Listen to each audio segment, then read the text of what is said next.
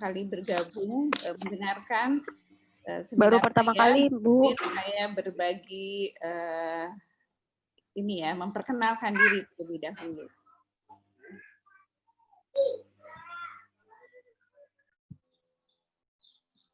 Oke, sebentar.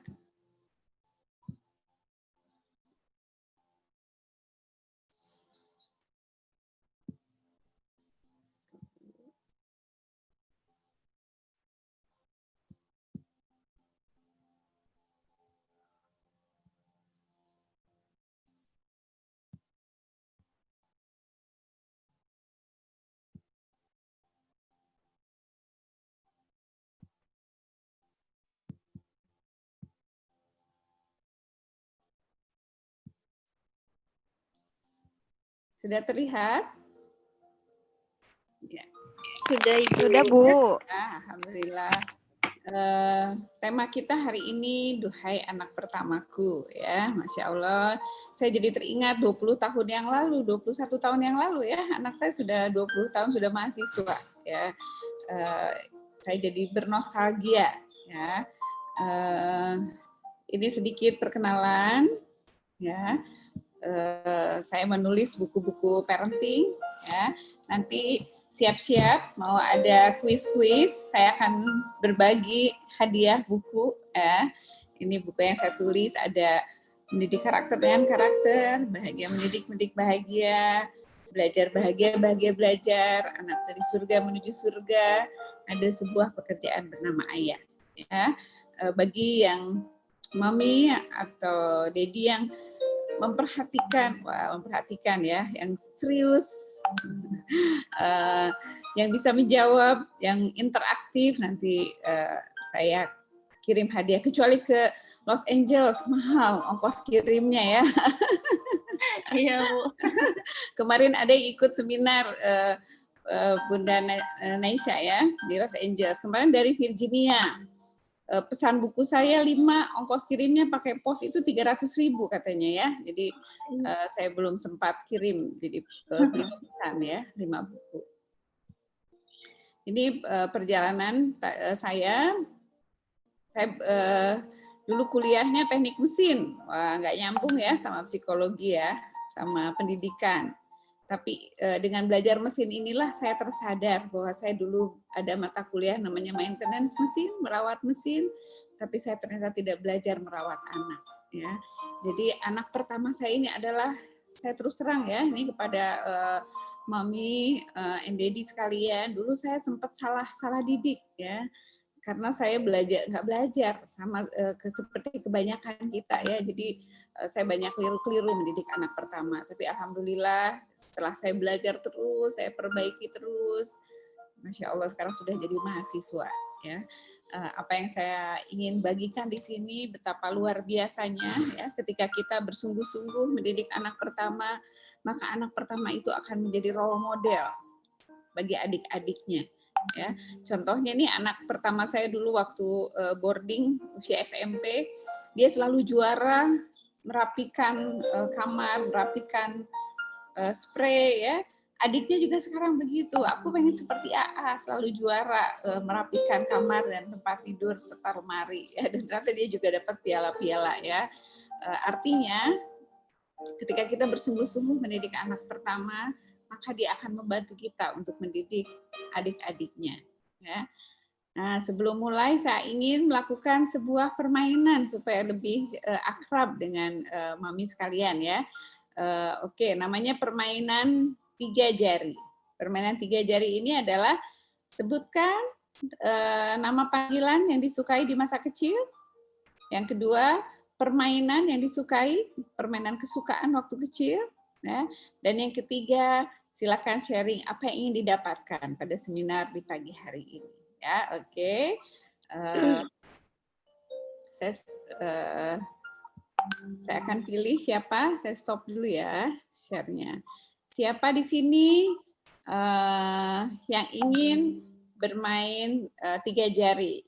Bunda Naisa dulu deh, yang jauh boleh 3 jari. Kalau lupa nanti saya ingatkan ya. Nama panggilan waktu kecil, permainan yang disukai, dan apa yang didapatkan pada seminar pagi hari ini. Silakan. Oke. Nama panggilan waktu kecil Mira. Oh, Mira. Terus apalagi yang kedua? Mainan yang disukai, permainan waktu kecil. Permainan yang disukai main boneka. Boneka. Kenapa senang Iya. boneka? Karena saya anak cewek jadi sukanya main boneka. Ya. Ternyata sudah belajar jadi bunda waktu kecil ya, jadi mami ya. Iya. Dengan bermain boneka kan kita jadi bermain peran, mempersiapkan diri untuk nanti jadi mami ya. Silakan. Yang terakhir, apa yang didapatkan pada seminar pagi hari ini? Yang ingin saya dapatkan, saya ingin menjadi ibu yang baik untuk anak-anak saya. Masya Allah. Ingin ibu yang baik itu seperti apa? Mencontohkan sesuatu yang baik untuk anak-anak pastinya. Mengajarkan yang baik. Oke. Jadi memberikan teladan, contoh, role model ya bagi anak-anaknya. Terima kasih Bunda Naisa.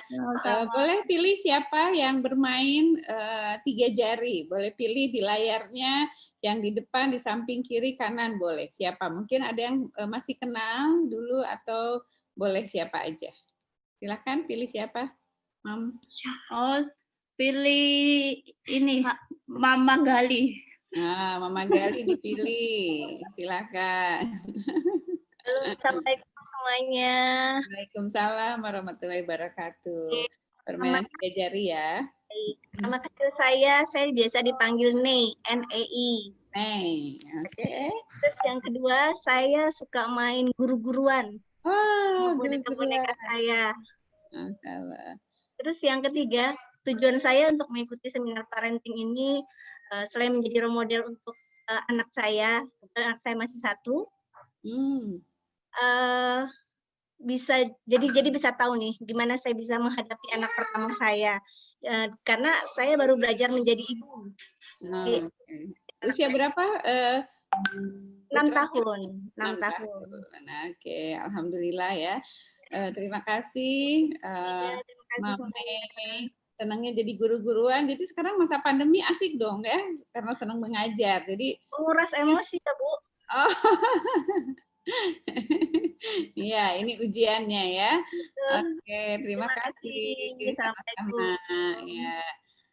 Di sini tidak ada Dedi yang muncul ya, yang mewakili.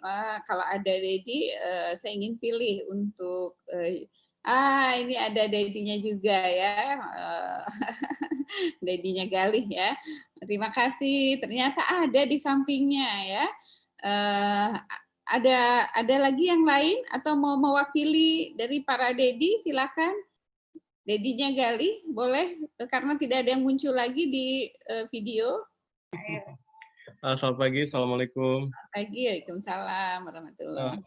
3 jari tadi ya? Iya. Waktu kecil saya dipanggil Reo atau Yoyo, teman-teman saya bisa manggil waktu kecil.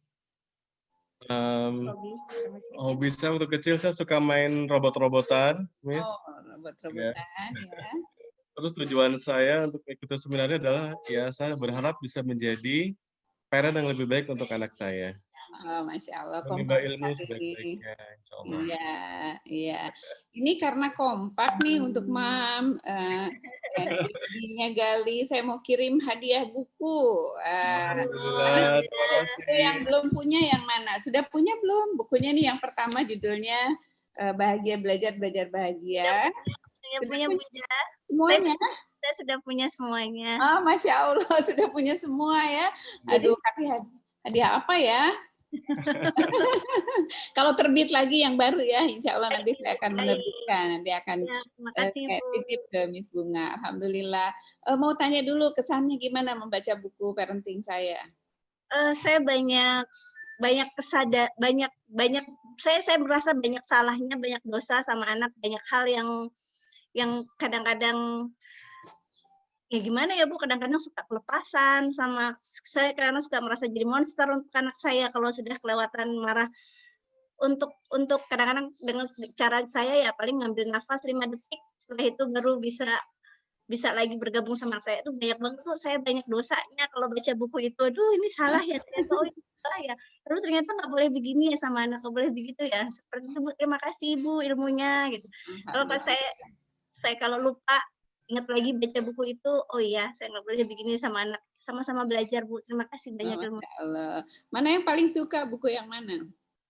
Semuanya sih Bu, Semuanya semuanya. ya, karena semuanya kita nyata ya.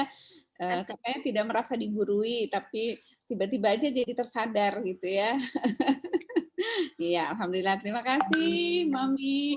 Sama-sama. Nyegali ya, insya Allah dengan terus kita membaca itu adalah cara kita ngecas ya, seperti halnya HP ini suka lowbat. Kalau sudah lowbat memang jadi seperti monster ya, bertanduk, berasap katanya. Tapi kalau baca lagi, mudah-mudahan ngecas lagi sehingga kita punya energi yang kuat untuk menghadapi anak-anak kita ya.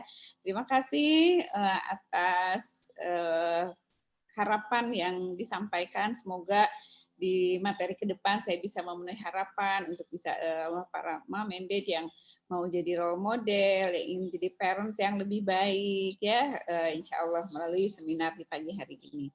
Saya kembali ke share screen ya. Oke, alhamdulillah sudah ngobrol-ngobrol, diskusi menghangatkan pagi hari ini. Ya, ini sekarang kita menghadapi situasi yang luar biasa ya. Kalau di seminar lalu saya datang ke Syakiran Preschool masih kondisi biasa ya, seminarnya kita ketemu. Sekarang sudah jarak jauh. Di Los Angeles sama di Hutan Kayu sama aja ya, kita ngelihatnya di layar ya. Dan ini kita banyak menghadapi, kalau baca media sosial betapa banyak ayah bunda yang kebingungan bagaimana mendidik anak-anaknya di rumah ya. Ini saya tunjukkan nih salah satu ada di media sosial katanya. Ini sepertinya masih di preschool ya. 2 menit awal masih duduk manis begini ya, menghadap ke layarnya. Kan ini sedang belajar virtual pakai Zoom ya. 5 menit sudah mulai glosor begini ya. 7 menit sudah hilang wajahnya, sudah ditutup ya. 10 menit sudah kepala di bawah, kaki di atas ya. Ada yang mengalami seperti ini putra-putrinya? Iya Bu, mengalami seperti itu. Kurang lebih seperti itu ya. Nanti kita bahas kenapa anak-anak seperti. Apakah seperti ini anak-anak belajar tidak? Belajar, Ya, jangan menganggap anak ini nggak belajar walaupun dalam kondisi seperti ini, karena anak belajar dengan berbagai cara, dengan semua anggota tubuhnya, dengan semua indera. Ya, ini dia sedang belajar berlatih keseimbangan, dia sedang berlatih motorik, dia sedang lihat betapa lenturnya tubuhnya ya. Dan ini sangat penting, rangsangan motorik kepada anak-anak usia dini ini sangat baik. Jadi kalau anak disuruh duduk diam berjam-jam seperti ini tidak normal ya. Kalau anak duduk diam seperti ini tidak normal, karena dia seharusnya memang bergerak. Bergerak itulah memang hakikat yang pembelajaran anak-anak itu adalah belajar melalui kegiatan bermain, bukan duduk diam di meja. Ya, jadi terima ketika anaknya bergerak-gerak, karena itu adalah bagian dari proses belajarnya yang sangat penting di usia dini. Ya. Dan ketika orang tua tidak paham hal ini, apa yang terjadi? Ya, ada yang kirim surat begini kepada ibu guru katanya, dia ibu guru tercinta. Jadi bunda ini, mami ini menyerah main guru-guruan. Katanya saya tidak ada bakat menjadi guru meskipun seorang sarjana. Sini saya singkat ya. Dia mengatakan saya khawatir tidak terjadi kegiatan belajar mengajar. Yang terjadi adalah hajar mengajar. Masya Allah ya. Ini kegiatan belajar di masa pandemi katanya, bukan belajar mengajar tapi hajar menghajar. Jadi sampai terjadi kekerasan fisik ya. Semoga ini tidak terjadi. Demikian dari saya, bunda anak-anak yang sudah mulai hipertensi. Wah, sampai hipertensi ya. Karena pekerjaan banyak, ekonomi mengalami guncangan, target perusahaan tinggi, tapi anak-anak susah kondisikan sehingga akhirnya maminya hipertensi ya. Ini karena tidak paham tentang bagaimana pendidikan anak usia dini. Ini saya melihat di Instagram ya, ada tulisan seperti ini. ada gambar kipas, yang satu nunduk pendek di bawah, yang ini tinggi di atas ya. Lalu ada captionnya begini, ini udah nggak sekali dua kali loh mama ngomong. Nah, ini yang curhat anak remaja ya. Boleh silakan raise hand siapa yang mau sharing, apa kira-kira maksud gambar tadi ya. Ada kipas yang pendek tunduk, ada kipas yang tinggi berhadapan begitu, lalu kalimatnya captionnya adalah ini udah nggak sekali dua kali mama ngomong. Nah, boleh siapa yang mau menjelaskan gambar tersebut, silakan. Mami Putri Sundari ya, silakan. Ya. Assalamualaikum warahmatullahi wabarakatuh. Waalaikumsalam warahmatullahi wabarakatuh. Salam kenal Ibu Ida. Aku baru pertama kali join, Bu. Orang tua dari Syakiran? Bukan, aku dari sekolah lain, dari sekolah Khalifah Islamic School. Waktu itu pernah diajak untuk ikut Zoom ini gitu, Bu. Baik. Iya. Jadi aku juga ngalamin sih, Bu, ngalamin seperti yang digambar itu ketika nggak sabar kalau Zoom, kan anakku kebetulan masih ini ya, K1, kindergarten 1 nih, Bu. Jadi ketika anaknya lagi Zoom, kitanya yang fokus, anaknya nggak fokus. Jadi aku seperti kipas angin itu. Bunda udah bilang berkali-kali ya, Mas, ayo dengerin gitu sih, Bu. Tapi kadang kalau udah selesai, kadang suka, ya Allah, kok aku gitu banget sama anak. Tapi ketika anaknya nggak mendengarkan atau bukan nggak mendengarkan sih, Bu ya, nggak fokus gitu, nggak fokus di depan kamera aja, enggak. Tapi sebenarnya dia tuh mengerti, cuma kitanya aja kali ya, Bu, akunya sebenarnya nggak sabar ya. Kadang suka jadi kipas angin kayak gitu, Bu. Iya, terima kasih. Sama-sama, Ibu. Mami Putri ya. Kurang lebih seperti itu, banyak yang merasa tersindir ya. Wah, itu kayaknya saya banget nih, katanya gitu ya. Jadi anaknya, kira-kira anaknya nyaman tidak? Anaknya nggak nyaman. Iya, nggak nyaman ya, malah kipasnya udah pada hitam begini ya. Ini situasi hubungan orang tua dan anak di masa pandemi. Orang tuanya merasa udah bilang berkali-kali dan anaknya nggak nurut-nurut, nggak dengerin, terus akhirnya konflik yang banyak terjadi ya. Jadi inilah yang marak ya, di dalam semua di rumah, ayah di rumah, bunda WFH, tapi wah, wajahnya semuanya wajah-wajah yang nggak nyaman ya, wajah yang stres, banyak konflik ya. Ini menurut informasi di berbagai berita media sosial banyak terjadi saat pendidikan di masa pandemi. Ini curhat ya, ini siswa-siswa yang curhat kepada saya, yang saya coach. Ini diantaranya ada anak yang ini baru 14 tahun ya. Rasanya aku ditusuk 5 pisau, katanya susah belajar ya. Ini kenyataan ya, anak-anak yang sudah besar pun seperti ini. Ini dari ibunya, anak saya sudah agak lama tidak bisa menerima pelajaran, blank. Apapun yang diajarkan pasti bilang nggak bisa. Ya, dijawab nggak tahu. Sekarang makin parah. Padahal anak saya waktu kecil adalah anak yang ceria. Ya, jadi anak yang ceria, banyak bicara, banyak gerak, tapi kemudian menjadi pendiam dan nggak bisa belajar sama sekali. Ya, mudah-mudahan ini tidak terjadi pada kita ya, tapi ini saya sebagai seorang coach banyak menangani, dan ini berkaitan dengan bagaimana pendidikan waktu usia dini. Ya, intinya adalah di masa pandemi ini, seperti di ayat Al-Quran dikatakan dalam surat Al-Mumtahanah ayat 6 ya. Jagalah dirimu dan keluargamu dari siksa api neraka. Jadi pendidikan kembali kepada orang tua dan sekolah mensupport. Kalau zaman dulu kita sepenuhnya menyerahkan kepada sekolah, anak di drop, nanti dijemput, udah belajar. Sekarang walaupun anak kita bersekolah, kitalah yang sepenuhnya bertanggung jawab terhadap proses pembelajaran anak kita. Dan ini tidak selalu mudah ya. Oke, ini saya sebagai pengetahuan ya. Ini bunda-bunda coba, ini sebelum kesini ya, saya ingin bertanya. Tadi kan ditanya waktu permainan 3 jari, apa yang Anda bayangkan tentang masa kecil? Ya, boleh ditulis di kolom chat kalau kita mengenang tadi main boneka, main guru-guruan, kemudian main robot-robotan ya, Dedinya Gali tadi, apa yang terbayang? Apa yang terbayang ketika kita membayangkan masa kecil kita ya, boleh di kolom chat.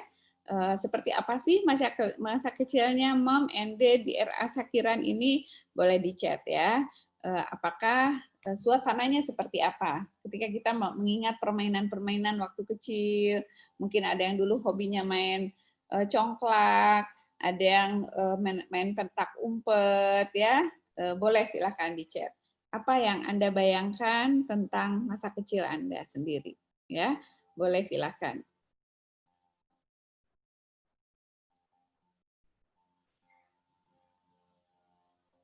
Ada yang sudah boleh kalau mau sharing juga. Oh, sangat bahagia dari Mami Dewi ya, dari Bu Dewi, dari Miss, dari siapa nih? Dari bundanya Nazia ya, di Kinder A. Bahagia, nggak ada beban. Wah, sangat bahagia dari Bu Dewi Analhi ya.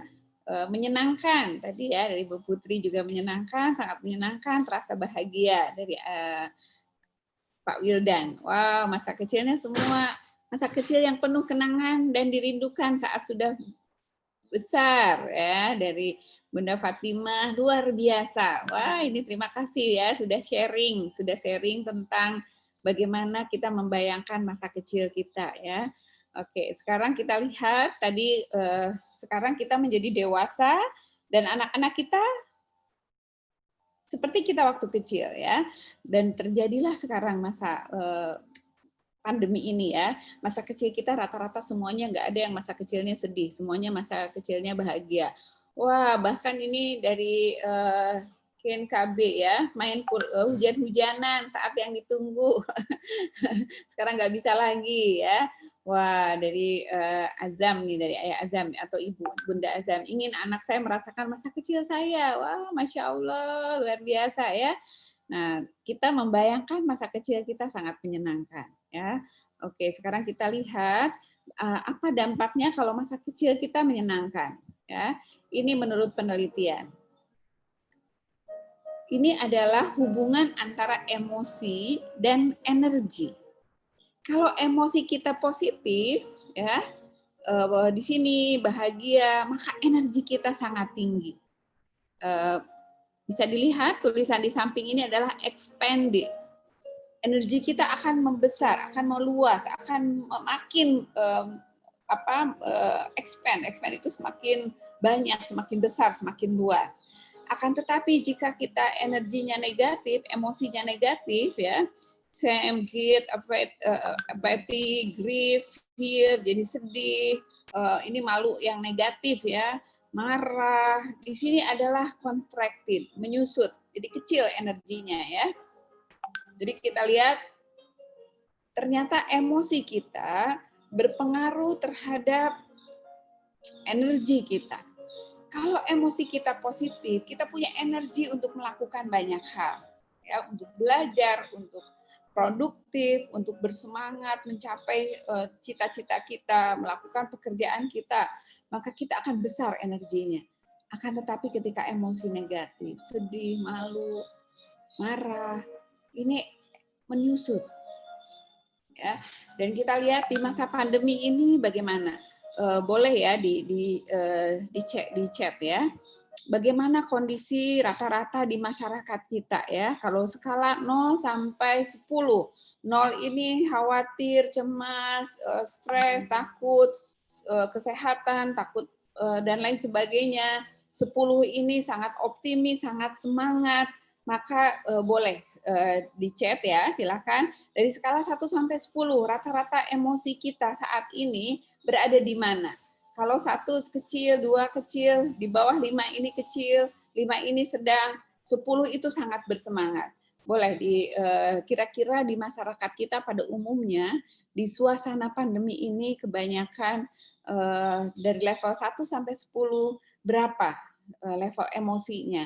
Apakah kebanyakan yang cemas, boring, kemudian khawatir anaknya nggak sekolah, khawatir anaknya tidak bergaul, bersosialisasi ya. Kita lihat di masyarakat kita umumnya, apakah orang-orang pada semangat, pada bahagia, atau sebaliknya, apakah di bawah 5? Kita lihat bukan hanya diri kita ya, secara umum masyarakat kita seperti apa kondisi emosinya. Ya, anak-anak butuh piknik, ya oke ya. Kebanyakan masyarakat apakah emosinya positif atau negatif? Ya, itu yang saya tanyakan. Kebanyakannya dengan belajar di masa pandemi ini apa yang terlihat? Apa yang terlihat ya? Kita lihat secara objektif ya, kita lihat di atas 5 apa di bawah 5 nih di masyarakat kita dengan belajar pandemi ini. Kalau nilainya besar berarti orang senang ya, senang dengan kondisi pandemi ini, artinya berada di rumah ya, it's okay. Atau banyak masyarakat yang merasakan cemas dengan belajar di rumah ini ya. Kita lihat, oke ya, penilaian dari di RA Syakiran ya. Oke, ya. Kalau di sini ya ada yang di atas 5, ada yang di bawah 5 ya. Kalau menurut survei, alhamdulillah berarti di sini Miss Bunga positif ya, lebih banyak di atas 5. Kalau berdasarkan berita-berita ya, kebanyakannya orang tua merasa boring, merasa khawatir dengan pendidikan di rumah ini ya, dengan anak-anak menggunakan Zoom, dengan anak-anak tidak bertemu teman-temannya, dengan tidak bertemu dengan miss-nya seperti surat tadi ya, orang tuanya udah boring katanya ya. Alhamdulillah kalau di sini pandangannya positif ya. Baru kali ini nih Miss Bunga, kalau saya biasanya seminar rata-rata penilaian terhadap masyarakat itu rata-rata boring gitu ya. Mungkin dari Miss Bunga ada pandangan, boleh? Ini termasuk kekecualian nih. Silakan. Ya, alhamdulillah ya, ini saya juga surprise sekali. Memang ketika kita lockdown, kami tim guru langsung putar otak bagaimana caranya supaya fasilitas yang kami sediakan untuk orang tua itu tetap 100%, walaupun tidak mutlak 100%, paling tidak mendekati dan tidak terlalu merepotkan orang tua. Jadi kami langsung ada program home visit. Paling tidak dalam seminggu itu 2 kali setiap anak mendapat kesempatan home visit. Di situ kita tetap bisa melihat perkembangan anak dan itu lumayan memudahkan orang tua. Dan dalam perjalanannya kami sangat komunikatif dengan orang tua mengenai perkembangan anak. Bahkan seminggu sekali kami tetap menjalankan, kalau dulu kan ada buku komunikasi, bagaimana perkembangan anak selama seminggu di sekolah. Sekarang bukunya kami jadikan online, langsung kami kirim via WhatsApp pribadi ke orang tua, jadi orang tua tahu selama seminggu itu seperti apa, walaupun online. Jadi, saya rasa kenapa orang tua positif responnya, karena hubungan kami baik, dan orang tua merasakan dari kami itu benar-benar totalitas tanpa batas, begitu Bunda. Keren ya, alhamdulillah. Ini termasuk yang langka. Biasanya rata-rata nilainya di bawah 5 ya. Ada yang atau saya balik, cemas itu 10, satu itu tidak cemas. Ada yang menulisnya 15, ada yang menulisnya rata-rata di atas 10 seperti itu ya. Tapi itu kecemasannya, berarti rasa optimismenya rendah. Kalau di sini alhamdulillah rasa optimismenya cukup tinggi ya. Baik, saya lanjutkan lagi. Ini tadi saya lanjutkan di sini kenapa ini sangat penting ya. Kalau kita merasakan emosi-emosinya cemas, khawatir, merasa bosan, maka kita nggak punya energi untuk melakukan hal-hal yang positif ya. Kalau kita sering marah, energi kita pun menjadi lemah. Kira-kira anak kita semangat tidak? Ya, anak kita juga tentu tidak akan bersemangat ya. Untuk bisa expanded, untuk bisa kita energinya besar, maka kita harus memulainya dari mulai angka ini ya, dari mulai Dari mulai angka sebentar.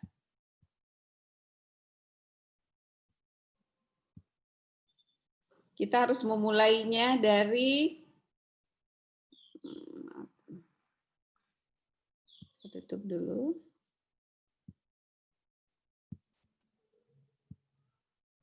Oke, bagaimana caranya supaya energi kita bersemangat mendidik anak-anak kita? Maka mulainya adalah dari acceptance, dari menerima ya, menerima kondisi pandemi ini. Kenapa Allah izinkan pandemi ini terjadi? Oh, boleh jadi Allah akan memberikan hikmah yang besar di balik pandemi ini. Ya, ini adalah keputusan kita. Kita mau menjadikan pandemi ini sebagai hal yang membosankan, sebagai suatu kondisi yang membuat kita stres, atau sebaliknya, ya, atau sebaliknya, ini pasti ada hikmah di balik pandemi ini, ya. Apakah kita menganggapnya sebagai ini pemberian Allah untuk membuat kita bisa dekat dengan anak kita, mengikuti tahap perkembangan anak kita menjadi sangat dekat dengan kita.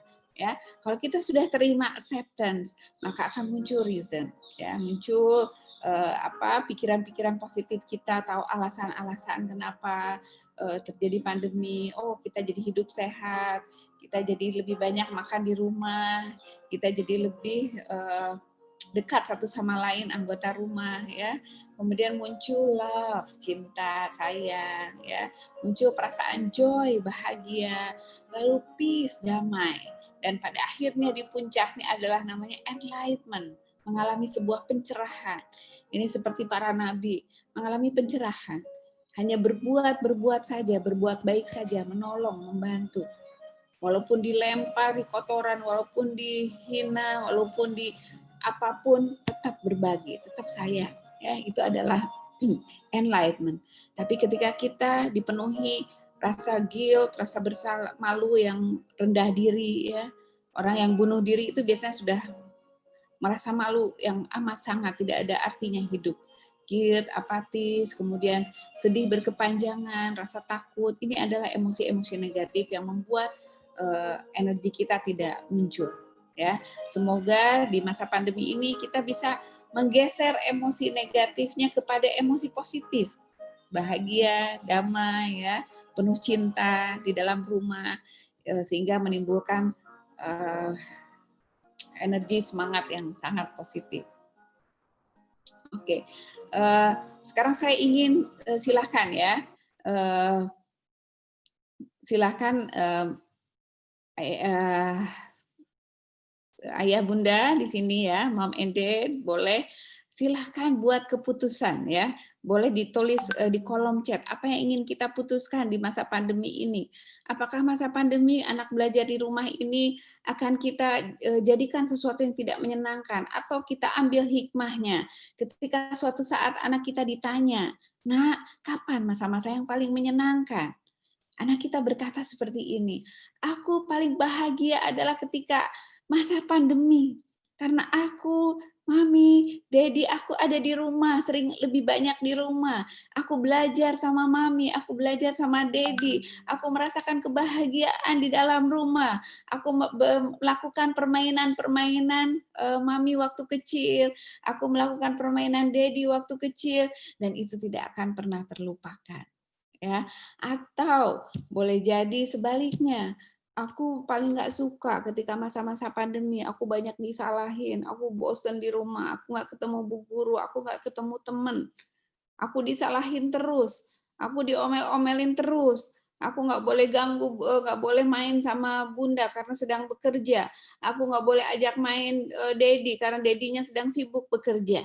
Ya, bayangkan kita 10-20 tahun ke depan, anak-anak kita sudah remaja, sudah dewasa, ketika ditanya apa yang kamu paling membahagiakan masa-masa kapan, atau apa yang paling tidak suka di masa kecilmu apa, ya, apakah kita ingin anak kita merasakan tidak nyaman di masa pandemi ini karena terus di rumah, atau sebaliknya anak kita mengatakan bahwa masa pandemi adalah masa-masa yang paling menyenangkan. Ya, boleh tuliskan hikmah belajar di rumah ini, apa yang akan kita putuskan, sehingga ketika ditanya kesan anak kita suatu saat, mereka akan berkata seperti apa. Boleh di kolom di chat tulis ya, nanti saya aminkan. Oh, di sini dari Mama Alika ya, dari Kinder B.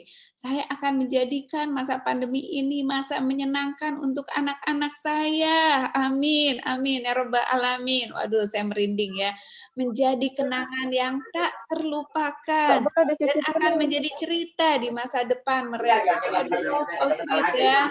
Saya terharu sekali membacanya ya, Masya Allah. Silakan siapa yang mau mendoakan ya keputusan, komitmen di masa belajar di rumah ini akan seperti apa.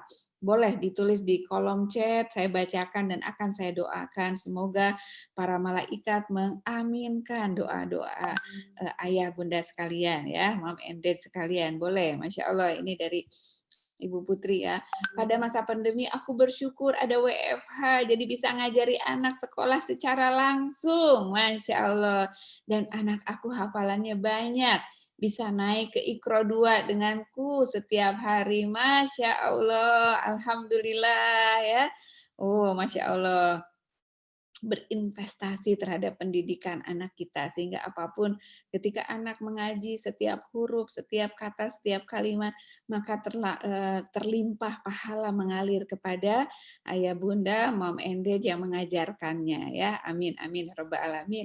Silakan boleh di chat lagi apa keputusan yang akan dibuat di masa pandemi, karena kalau kita menuliskannya maka itu akan menjadi komitmen yang di alam bawah sadar akan menuntun kita untuk kita melakukan hal tersebut ya. Dari Bunda Akila ya, hikmahnya masa pandemi ini anak saya alhamdulillah sehat dan rumah kami bisa dijadikan sekolah yang menyenangkan. Alhamdulillah. Amin. Amin ya rabbal alamin ya. Semoga semakin menyenangkan ya. Boleh yang lain terus ditulis ya sambil saya melanjutkan materi ya. Ini sangat inspiring sekali ini. Boleh satu lagi nih dari Ibu Nia ya, dari Mom Nia. Saya berniat pandemi ini menjadi kesempatan kami bicara dari hati ke hati. Wah, Masya Allah ya, dari hati ke hati. Disiplin dan saling memotivasi antar anggota keluarga. Duh, jadi meleleh begini ya membaca doa-doanya Mami di masa pandemi ini dari maminya Olivia Surya Asi ya. Di masa pandemi ini saya selaku orang tua akan lebih giat belajar dalam menuntut ilmu. Masya Allah ya. Jadi feedback kepada diri sendirinya lebih semangat lagi agar saya bisa mengajari anak-anak saya dengan baik dan benar. Amin, amin. Ya Rabbal Alamin. Ya Allah, kabulkan, makbulkan doanya. Masya Allah. Ini dari bundanya Azkania Sabila ya.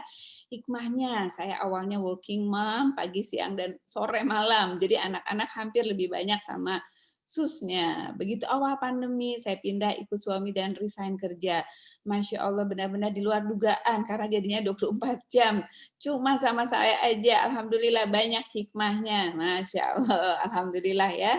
Kalau kita sudah acceptance, kalau kita sudah menerima ya, maka energi kita akan semakin tinggi, muncul joy, rasa bahagia, muncul love, rasa cinta yang bertambah-tambah, lalu peace, merasa damai, walaupun berada di rumah tetap kita rasakan kebahagiaan ya.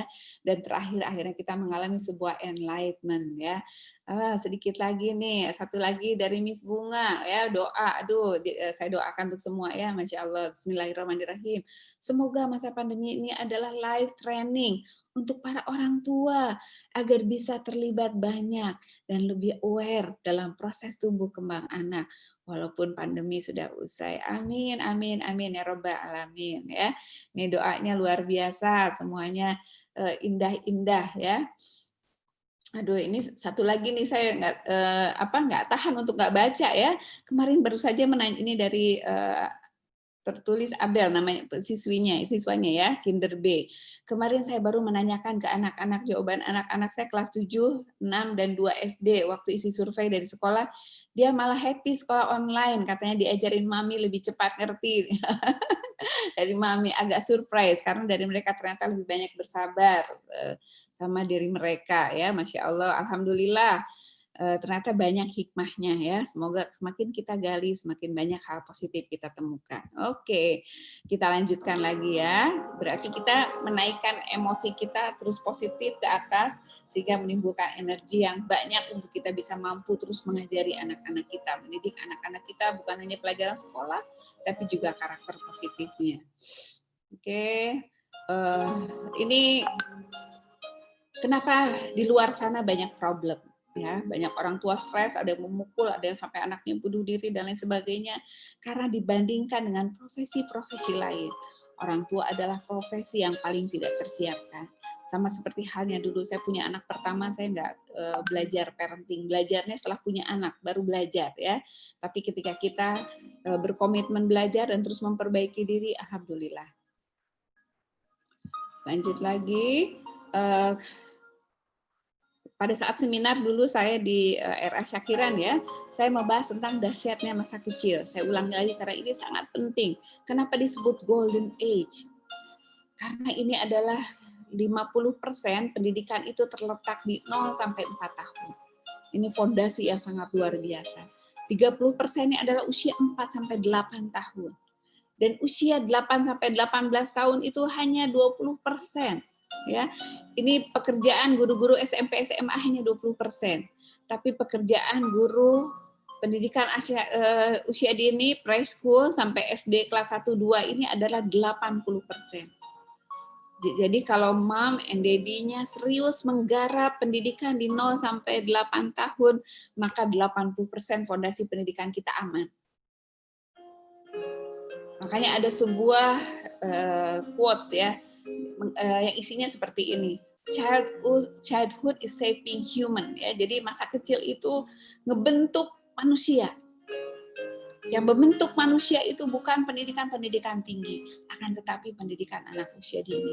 Di masa preschool, di masa PAUD, di masa TK, itulah yang paling menentukan karakternya, kecerdasannya. Jadi penting sekali untuk mami-mami and daddy untuk berinvestasi yang bersungguh-sungguh untuk pendidikan 80% ini.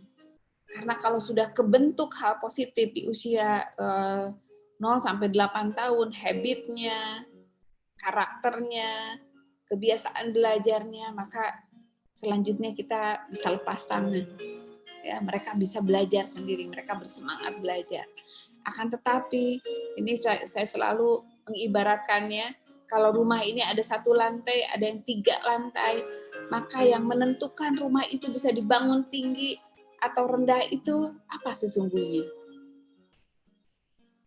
Apa yang bisa membuat gedung dibangun 10 lantai, 20 lantai, 30 lantai? Pondasi. Ya, betul. Terima kasih. Fondasilah yang sangat menentukan. Kalau fondasinya kuat, fondasinya besar, maka bisa dibuat bangunan besar, bangunan yang sangat tinggi. Akan tetapi kalau bangunan fondasinya ala kadarnya, tidak sungguh-sungguh, tidak serius, tidak kerja sama kuat antara mami and daddy-nya, maka boleh jadi fondasinya menjadi goyah. Ya. Dan kalau sudah jadi bangunan, fondasi ini tidak nampak, tidak terlihat. Yang ada hanya dindingnya saja. Jadi kadang-kadang orang-orang menyepelekan pendidikan anak usia dini. Yang penting main-main aja lah. Padahal betapa krusialnya, betapa pentingnya ya. Dampak dari mendidik anak usia dini itu sangat berpengaruh terhadap pendidikan selanjutnya. Nah, sekarang kita lihat apa yang terjadi di anak usia dini ya. Kalau lihat gambar ini apa yang terpikir ya? Apa yang terpikir boleh ditulis di kolom chat. Kalau anak-anaknya bermain seperti ini, apa kesan? Mami and Daddy ya, boleh. Kalau silakan ditulis ya. Kalau melihat gambar seperti tadi itu, apa sih yang terlintas ya? Saya lanjutkan, ada beberapa gambar ya. Coba kita lihat. Oke, bebas ekspresi, bahagia, happy kids ya. Oke, kita lanjut lagi ya. Apa yang terpikir jika melihat gambar seperti ini ya? Boleh di chat ya. Ini yang pertama. Yang kedua, silakan boleh berkomentar. Apa yang dirasakan ketika di rumah ternyata anak-anak kita seperti ini. Wah, baku hantam, ya, sikut, kemudian berebutan, ya. Boleh silakan di chat apa pendapat Mami, Dedi ketika melihat situasi seperti ini. Ini satu lagi ya. Nah, melihat seperti ini, apa kira-kira pandangan ayah bunda, mami, dedi, apa yang terpikir ketika melihat dinding kamar mandinya dicoret-coret oleh spidol. Spidolnya spidol besar ya. Apakah sering mengalami seperti ini? Pernah mengalami? Apa reaksi kita kepada anak-anak kita? Apa kata-kata yang diucapkan oleh kita kepada anak-anak kita ya? Terutama mungkin kalau ini anak pertama ya, apa reaksi kita ya? Coba saya baca dulu chatnya ya. Oke, Masya Allah ya. Happy kids, bebas eksplorasi, bahagia ekspresif. Oh, ada yang sedih, emosi ya, eksplorasi emosi. Rumah saya juga begitu, penuh coretan ya, kreatif. Nahan emosi, biarin aja asal tidak ada yang nangis, marah dan ketawa, kreatif, bahagia seperti ini, ketimbang satu sama lain bermain gadget. Masya Allah ya, nanti kita bahas ya, bahwa kadang-kadang anak melakukan tindakan-tindakan yang kalau kita lihat sepilas itu adalah sebuah masalah. Itu sebuah hal yang membuat kita tadi seperti monster ya, muncul asapnya, tanduknya, ya. Oke, kita lihat ya, tindakan kita, kata-kata kita ketika melihat anak-anak kita seperti ini ya, ini sangat berpengaruh ya. Kita lihat, children who feel good do good, children who feel bad do bad. Jadi anak-anak kalau merasa baik, dia akan melakukan hal yang baik. Tapi ketika perasaannya buruk, maka dia akan melakukan hal yang buruk. Ya, apa implementasinya? Nanti kita bahas ya. Jadi ini anak-anak kita ya, 0 sampai 7 tahun, pikiran kita menyerap 100% apa yang dilihat dan didengar. Oke. 0 sampai 7 tahun menyerap apa yang didengar dan dilihat. Tiba-tiba ada coretan ya. Kalau kita bereaksi kepada anak kita, kata-kata negatif, reaksi negatif, maka itu akan tersimpan di alam bawah sadar. Misalnya, aduh kenapa sih bikin kotor? Nah, yang tersimpan oleh anak kita, aku selalu bikin kotor. Kalau misalnya anak kita tidak mengerjakan tugas, kenapa sih kok males ngerjain tugas? Itu akan diserap, kata-kata ini disimpan di alam bawah sadar bahwa menjadi thinking, menjadi belief, keyakinan, menjadi feeling bahwa saya adalah anak yang malas. Kenapa sih nak, kok susah banget diatur? Aku adalah anak yang sulit diatur. Ini akan menjadi keyakinan. Ya, misalnya kalimat apa lagi? Kok berantakan sekali kamarnya? Aku orang anak yang berantakan. Lihat ya, ketika kita bilang kenapa sih berantakan, kita inginnya anak kita apa? Ya, kita diskusi ya. Ketika orang tua bilang kenapa sih kok sulit diatur, kita orang tua pengennya anaknya bagaimana? Pengennya gampang diatur. Nurut. Pengen nurut, pengen gampang diatur. Tapi kalimat kita apa? Negatif ya. Negatif. Negatif. Nah, ini pola-pola komunikasi ini hati-hati. Kenapa sih Dek kok gangguin adik terus? Kita inginnya apa? Sayang adik. Enggak ganggu, sayang adik. Tapi kalimatnya apa yang kita ucapkan? Ganggu adik. Ya, Gangguin penting adik. sekali ya. Penting sekali ketika kita berkata-kata, ketika kita berpikir, berperasaan itu bisa menjadi kenyataan. Ya, tadi anak menyimpan 100% apa yang dia dengar, apa yang dia lihat. Itu menjadi keyakinan dan itulah yang akan muncul di usia dewasa nanti. Aku malas, aku susah diatur, aku suka kotor-kotoran, aku selalu bikin berantakan, aku selalu bikin pusing mama. Karena apa? Karena kita ucapkan, itu menjadi keyakinan, dan itu menjadi, kata-kata itu adalah apa? Doa. Ya, kata-kata adalah doa. Jadi hati-hati ya. Di sini saya sangat menekankan sekali hati-hati, terutama pada anak-anak pertama ya, karena anak pertama ini akan menyerap kata-kata kita, dan dia pun kepada adiknya akan bicara seperti itu. Kalau kita sering marah-marah, sering berkata negatif, maka si kakak ini akan berkata negatif juga kepada adiknya. Kenapa sih kamu ini susah diatur? Kenapa sih males banget? Kenapa sih suka bikin repot? Ya, karena itu yang sering dia dengar, maka dia ucapkan juga kepada adik-adiknya ya. Ini perlu sekali hati-hati. Kenapa?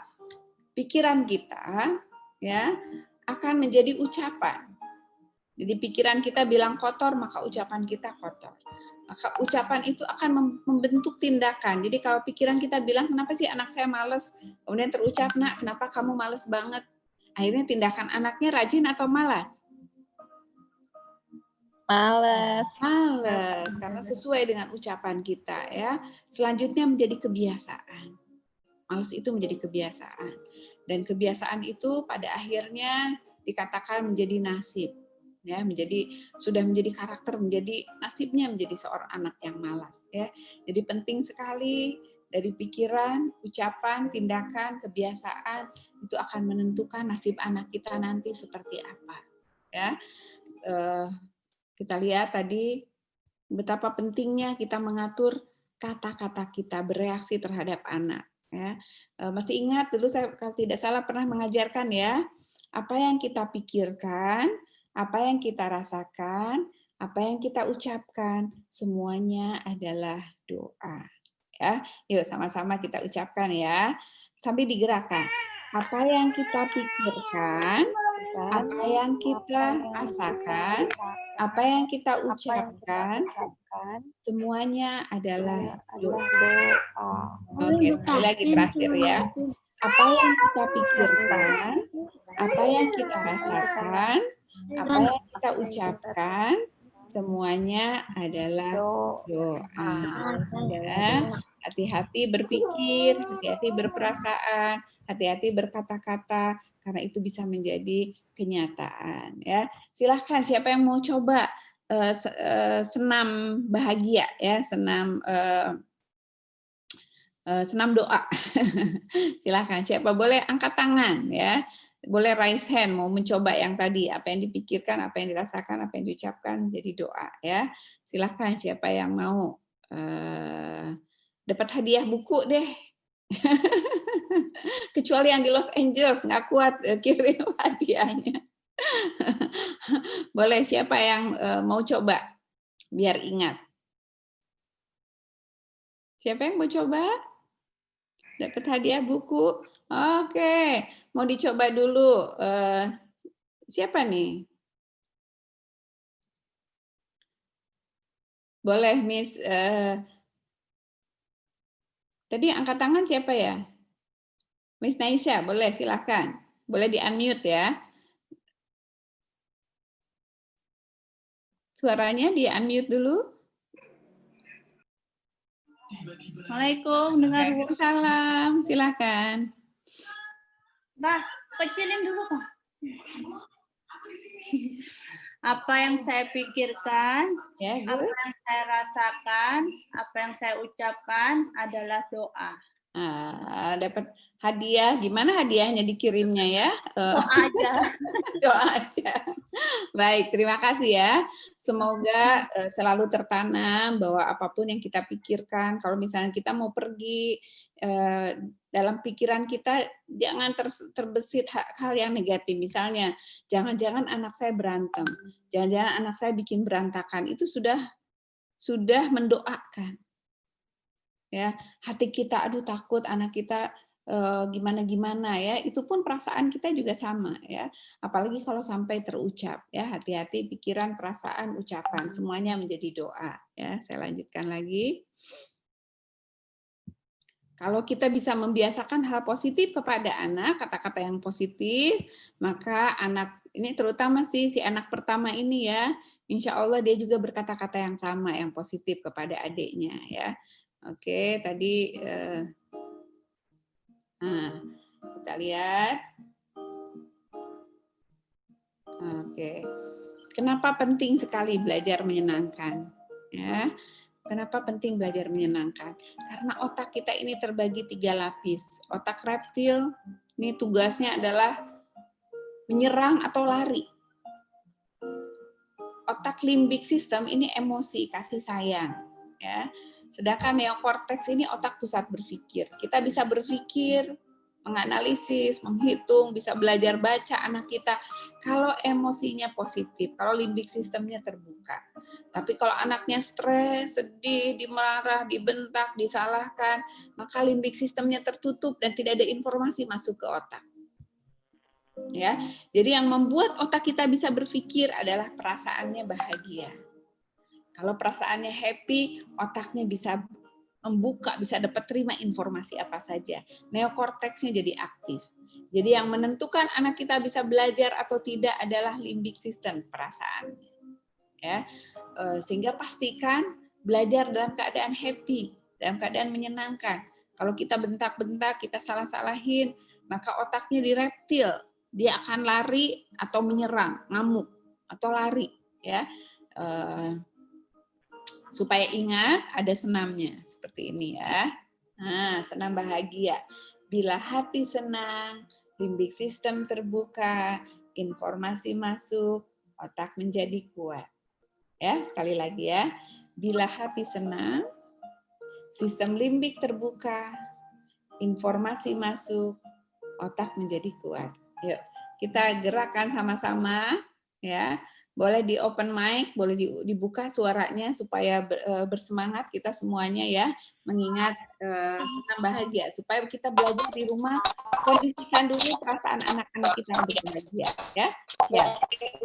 Bila hati senang, dipegang hatinya, sistem limbik terbuka, informasi masuk,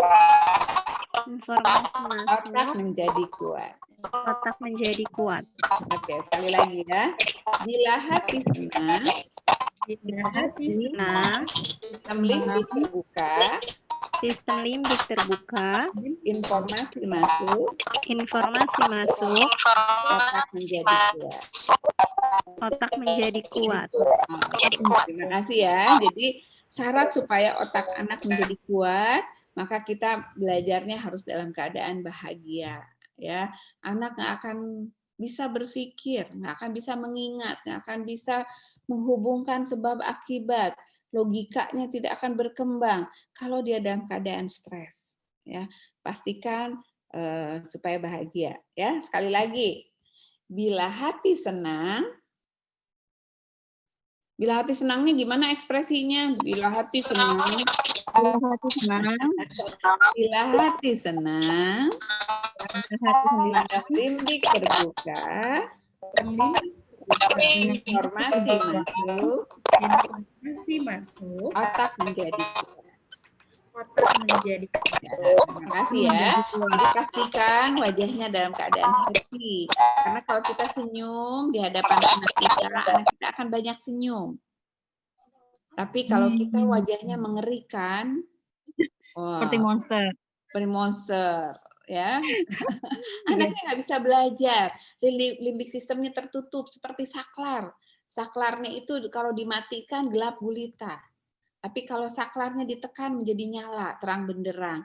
Emosi itu seperti itu. Membuat kalau ditekan menjadi nyala, terang benderang. Otaknya jadi mudah mengingat, mudah belajar. Hafalan Quran, bahasa Inggris, matematika, semua akan mudah diterima oleh otak anak kita. Kalau perasaannya happy. Ya, jadi ini prinsip yang harus kita pegang ketika mendidik anak-anak di rumah di masa BDR ini ya. Atau school from home. Saya lanjutkan lagi. Ini senamnya ya. Oke, sekarang saya atau kita tanya jawab dulu mungkin ya. Teorinya sih mudah banget ya Bu Ida ya. Harus happy. Terus prakteknya gimana? Anaknya mogok, anaknya nangis, anaknya tantrum. Gimana caranya? Gitu gitu ya. Mungkin ada yang seperti itu. Iya sih, gampang ngasih taunya, teorinya mah mudah, tapi coba aja rasain anaknya berantem sama adik, terus nggak mau ngerjain tugas dan lain sebagainya, nggak mau fokus ya. Gimana caranya? Mungkin silakan kalau ada tanya jawab dulu. Intinya apa yang saya sampaikan di sini, mendidik anak pertama itu sangatlah penting untuk akurat, untuk bersungguh-sungguh. Karena ketika punya adik yang kedua dan ketiga, anak kakak ini akan sangat membantu kita. Dialah yang akan mengajari adik-adiknya, ya. Dia yang akan menjadi contoh, ya. Kalau kita sering marah-marah sama anak pertama kita, insya Allah anak pertama kita akan sering marah-marah sama adiknya. Ya, karena itu yang sering didengar dari maminya, itu yang sering dengar dari dedinya. Dan penting sekali ketika punya anak pertama ini, kita meletakkan mindset kita bukan kita sebagai orang dewasa. Oke, kita memang ada masalah, kita capek, kita mungkin secara ekonomi boleh jadi terdampak COVID, baik kita maupun pasangan kita ya. Kemudian nggak mudah punya adik lagi. Tapi perhatikan ya, seandainya kita menuntut anak kita terlalu berlebihan ya,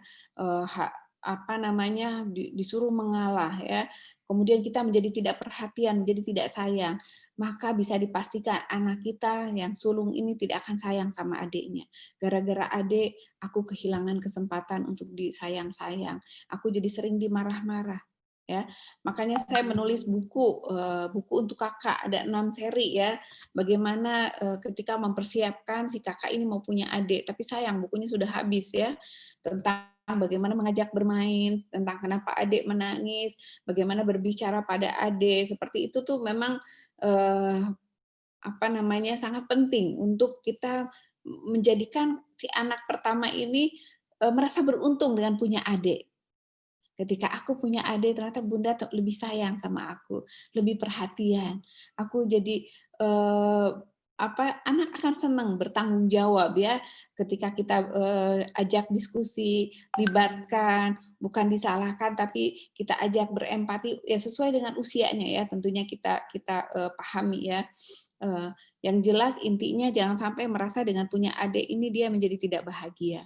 Ya, atau sebaliknya, kalaupun yang punya anak ini tantangan ya, kalau baru punya adik anak pertama atau anaknya memang hanya satu, itu pun sebuah tantangan ya, karena belum punya adik dia menjadi sangat manja, dia tidak bisa berbagi, kemudian dari sisi orang tuanya juga boleh jadi karena baru satu ya, perhatiannya berlebih seperti bunga, kalau kita terlalu memanjakan, terlalu kasih pupuk ya, terlalu kasih banyak, kasih air pun itu tidak baik ya.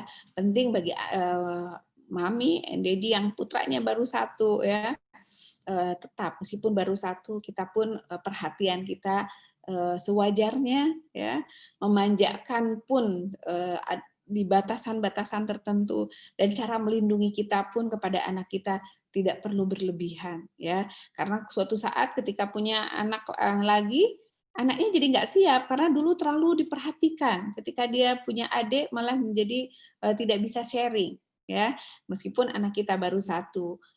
Penting sekali untuk tidak melindungi berlebihan, untuk tidak memanjakan berlebihan. Tanamkan karakter-karakter positif, mandiri, melakukannya sendiri ya, otonominya terbangun, tetap mau berbagi ya, karena fondasi karakter itulah kalau kita sudah bangun di anak pertama, selanjutnya akan lebih mudah insya Allah. Ya, demikian dulu barangkali dari saya, Miss Via. Kalau ada tanya jawab silahkan, nanti saya jawab dengan materi selanjutnya yang insya Allah akan memberi jawaban terhadap pertanyaan-pertanyaan. Silahkan. Oke, baik. Wah, Masya Allah Bunda, ini materinya baru sampai sini aja udah sangat luar biasa. Saya yang sejujurnya belum punya anak, belum menikah, tapi merasa kayak, wow ini harus sekali perlu dipahami sih.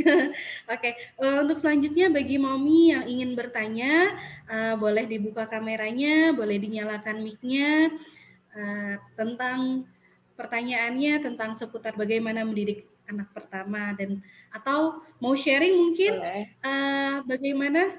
Oke, ada yang mau bertanya? Saya Miss.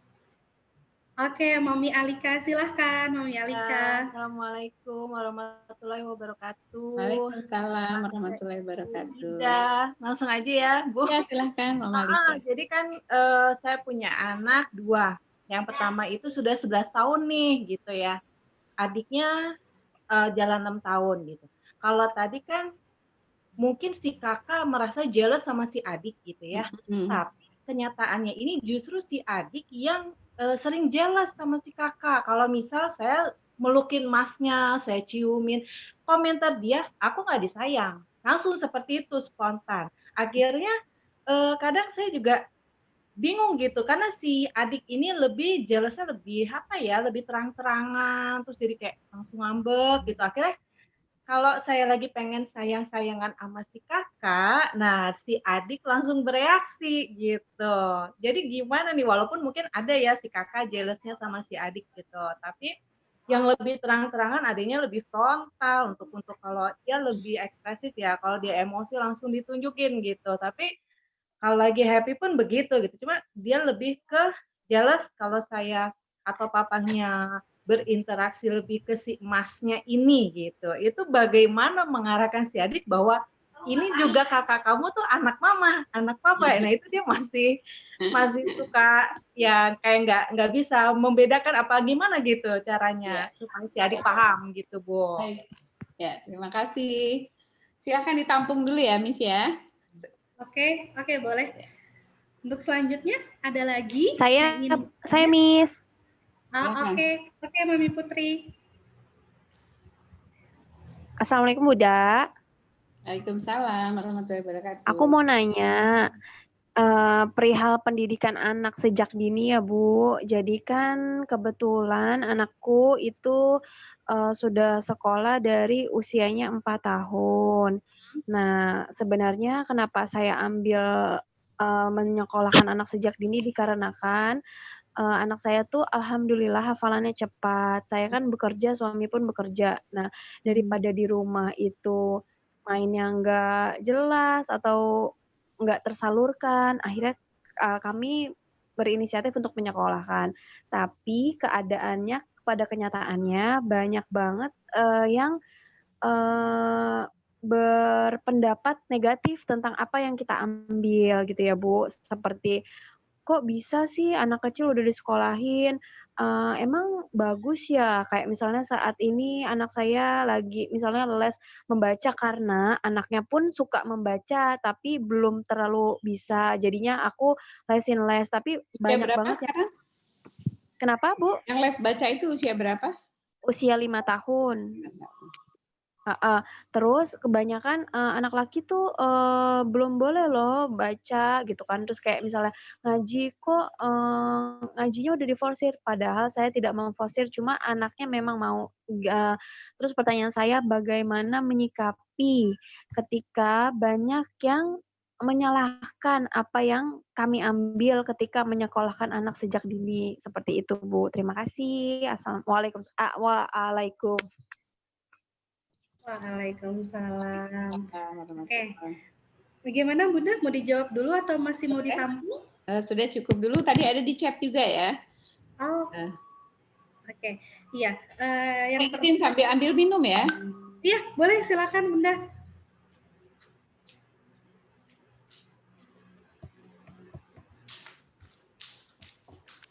Boleh kepada yang lain yang mau minum dulu juga silahkan. Ya, kepada Mami yang mungkin mau istirahat ambil minum, dipersilakan juga. Boleh ditunjukkan minumnya seperti apa? Kalau Miss ya bawanya yang di botol. Di botol ya Miss ya. Bismillahirrahmanirrahim. Izin minum ya. Iya Bunda.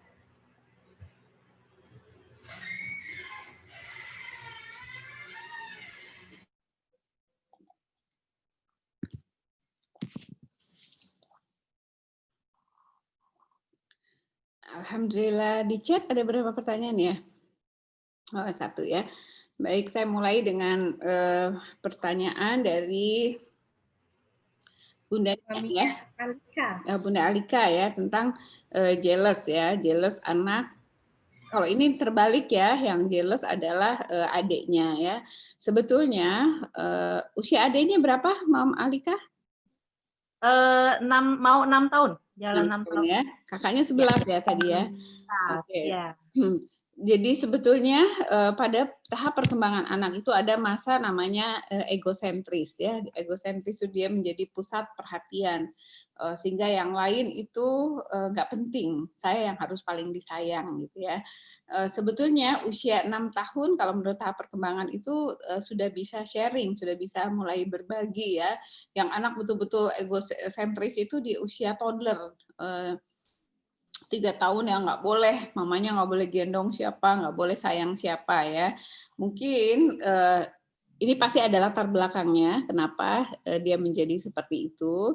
Tapi nggak apa-apa, ini menjadi sign, menjadi tanda, menjadi sinyal, alarm bagi kita. Oh ini ada something ya, ada sesuatu gitu. Dan ini perlu direspon, boleh ditanya apa maksudnya tidak sayang gitu ya. Kalau dia menyatakan seperti itu kita gali. Terus maunya seperti apa? Jadi kadang-kadang kata-kata anak yang dia katakan ketangkap sama kita itu berbeda. Ya, misalnya anak saya tuh gini pernah. Iya, Abi itu selalu merasa paling benar. Ya kan kita menganggapnya, waduh kenapa merasa paling benar?